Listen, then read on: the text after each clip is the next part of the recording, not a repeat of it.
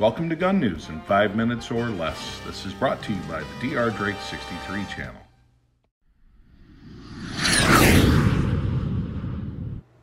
Well, hi guys, welcome to Gun News and Reviews. We're here today with Joel Hodgdon. Joel is the Director of Marketing for Remington.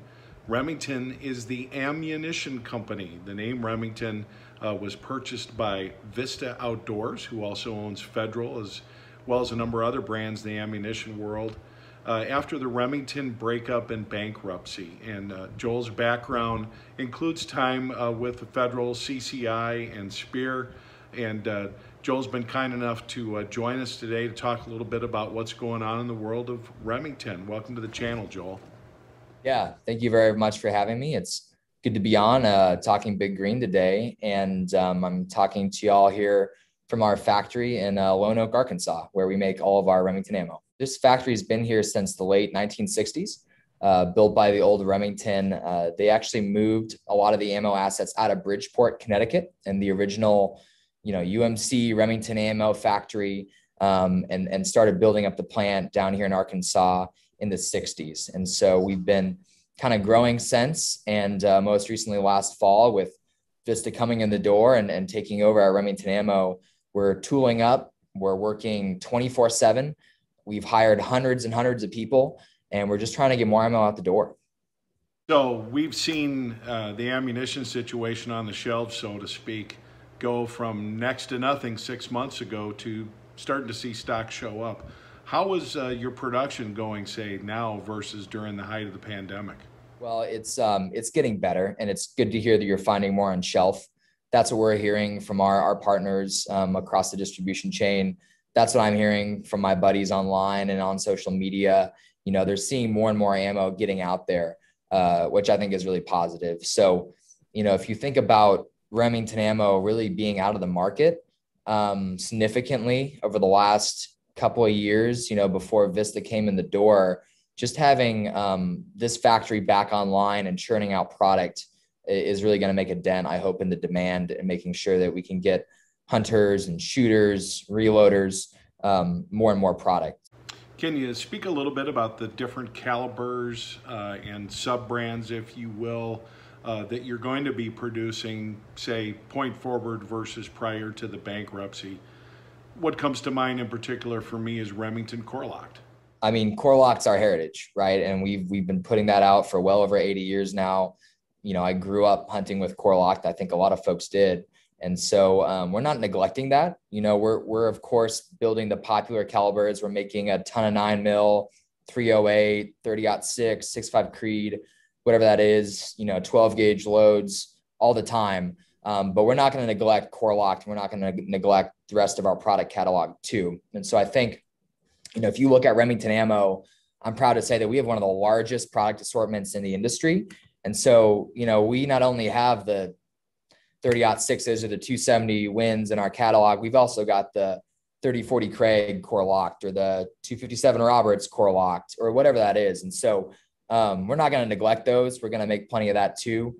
But we want to get everything out the door just faster and as much as we can. So we're trying to do it all at once. The popular stuff and the not so popular stuff. I think you will see a few different things with the new Remington ammo. We're going to rebrand a couple of our product lines. For example, Ultimate Defense, our handgun loads, our defensive loads. We're going to rebrand those to Golden Saber Defense to kind of capitalize on that Golden Saber brand. But it's going to be the same product that you folks have known and trusted for a long time there. You'll see some new stuff aesthetically. So we're going to update and refresh some of the packaging. So you'll find, STS or Gun Club trap loads. You'll still find those out there. They'll just be in a little new box, maybe in the future. And then, we're not just sitting back and cashing ammo checks and hoping that we never have to innovate. No, I mean, if you think about Remington, we put out more new calibers, more new loads, more new products over our 200 years than almost anybody else, or maybe more than anyone else, right? And so we're not going to neglect innovation, and we're going to be putting out some new products in the future as well, while making sure we're making plenty of the old stuff too. Is there any truth to the rumor that the federal government is buying up all the ammunition so we can't have it as civilians?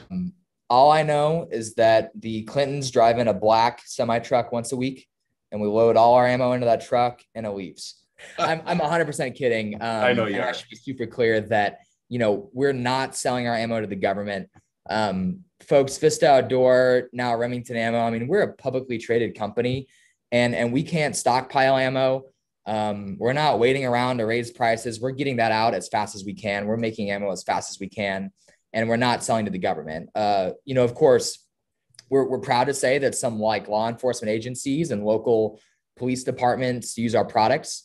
But we're in the business for the hunter and the shooter, the consumer. You mentioned all the new gun owners. Over the last 18 months, our market research says we're pushing towards 10 million new folks that picked up a handgun or a rifle or a shotgun for the first time. And if you think about that, I mean, I know other folks have made this analogy to the media, but if all those folks went out and bought just one box, 50 rounds of 9mm, that's a billion new rounds of demand that wasn't there 2 years ago, right? So you think about if you went to Charmin and said, "Hey guys, you got to make a billion more rolls of toilet paper in a year," like it's not going to happen, right? It takes time to scale up and to meet that demand. Right. And so I know that the other ammo manufacturers and as well as Remington, we're working hard just to meet that demand and to get more ammo out there. 10 million new people embracing their Second Amendment rights. Maybe those folks go out and buy a hunting license. They're contributing to Pittman-Robertson, to conservation funding. I think that it's really hopeful for the future of the Second Amendment in our country, because more and more Americans are understanding what it means to need a firearm and to have that protection and that right. So we've seen prices go all over the board within the last couple of years, and it's not unprecedented. These things happen when different things happen politically, when folks respond to threats to have their Second Amendment rights curtailed, things of that nature. But now we've got a situation too where one of the big stories is inflation, as well as inflation getting folks to work at an hourly wage. The dynamic on that has changed significantly. Long story short, do you think these things are all going to factor into there being a new normal on what we can expect to pay for ammo? Well, I think you make some good points. If you just think about your economic lessons in high school or college, just supply and demand, I think as demand goes up and supply is constrained or cost constrained, I think that does things to pricing. And so, yeah, I can't really comment on pricing specifics just for those competitive reasons. But, I will say with all these new shooters in the market, these new hunters in the market, that's just going to mean more folks are buying on shelf. And you also mentioned increased costs. It's true. Just like the automotive companies and heck, get on your grocery store, everything is more expensive too right now. And we're facing some of those same pressures. So with the increasing costs of, copper or lead or steel, even just our corrugate for packaging up our cases of ammo, our cardboard, it's getting more expensive. And so we have to kind of absorb those costs as a business and deal with COVID costs as well. And so, I don't want to speculate on what's going to happen in a year or 18 months or, normal, not normal, but there are just new costs that we just didn't have 18 months ago. Like I mentioned, we're making everything. And every day I'm seeing trap loads, skeet loads, gun clubs, STSs, Nitro 27s, those are all getting made. And I've seen us gearing up and we're getting ready for fall too. So, our heavy dove, our nitro steel, our nitro pheasant, just our Remington game loads, we know that hunters are going to need them this fall. So we're making a ton of them and we're kicking out shot shell 24/7 too.